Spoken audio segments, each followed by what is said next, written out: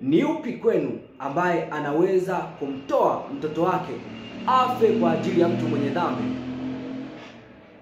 Ni yupi kwenu ambaye yuko tayari kumtoa mtoto wake anayempenda, mtoto wake wa pekee, afe kwa ajili ya mtu ambaye ametenda makosa? Ni yupi? Mfano, ametokea mtu ambaye ametenda kosa na anastahili kuhukumiwa mpaka kifo. Huyo mtu anastahili kufa, huyo mtu. Halafu wewe umtoe mtoto wako sasa kwa hao watu wanaotaka kumuua huyo mtu. Uambie kwamba badala ya huyu mtu afe, nahitaji mumuue mtoto wangu ili huyu mtu abaki kuwa mzima, abaki kuwa salama, abaki kuwa na amani. Ni yupi kwenu ambaye anaweza kufanya kitu kama hicho? Hakuna. Lakini angalia upendo wa Mungu sasa, ambao unathibitishwa kupitia kwa Mungu huyu kumtoa Yesu Kristo mwanae pekee afe kwa ajili ya dhambi zetu. Angalia katika Yohana sura ya 3 mstari wa 16, anasema kwa maana jinsi hii Mungu aliupenda ulimwengu hata akamtoa mwanae pekee, ili kila mtu amwaminie asipotee bali awe na uzima wa milele. Bwana Yesu asifiwe sana.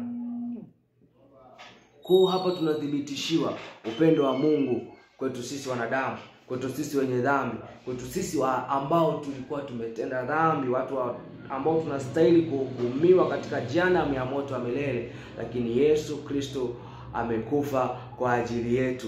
Huu ni upendo mkuu wa Mungu kwetu sisi wanadamu. Lakini angalia kitu cha ajabu.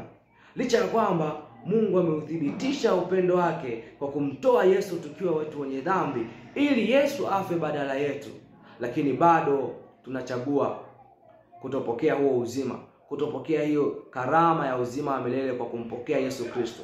Bado tunachagua kuendelea kuishi maisha ya uovu, maisha ya dhambi, maisha ambayo tunajua mwisho wake ni kuhukumiwa katika jehanamu ya moto wa milele. Mtu wa Mungu, ninakusihi mtu wa Mungu, maana imeandikwa Mungu hakumtuma mwana ulimwenguni ili auhukumu ulimwengu, bali ulimwengu uokolewe katika yeye.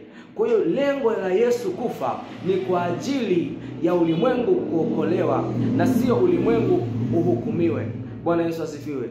Kwa hiyo usije ukajiona kwa sababu una dhambi, kwa sababu umetenda maovu, mambo yasiyopendeza mbele za Mungu, ukahisi kwamba Yesu amekuja kukuhukumu. Hapana, Yesu hajaja kuhukumu, amekuja kuokoa ulimwengu. Wote wanaomkiri Yesu, wanaompokea Yesu wanaokolewa. Bwana Yesu asifiwe sana. Kwa hiyo huu ni wakati wa kuokolewa. Wakati wa hukumu bado. Wakati wa hukumu utafika baada ya kwamba huu wakati wa kutubu, wakati wa rehema umepita, ndipo ambapo utakuja sasa wakati wa hukumu. Kila mmoja atahukumiwa kulingana na matendo yake. Ulimwamini Yesu Kristo, unastahili uzima wa milele. Hukumwamini mwana wa Mungu, unahukumiwa katika jehanamu ya moto wa milele. Na hii anasema Yesu Kristo mwenyewe. Anasema kwamba amwaminie yeye hahukumiwi, asiyeamini amekwisha kuhukumiwa kwa sababu hakuliamini jina la mwana pekee wa Mungu. Kwa hiyo ili usihukumiwe ni lazima umwamini Yesu. Usipofanya hivyo utahukumiwa katika jehanamu ya moto wa milele. Pokea Yesu Kristo, mtu wa Mungu.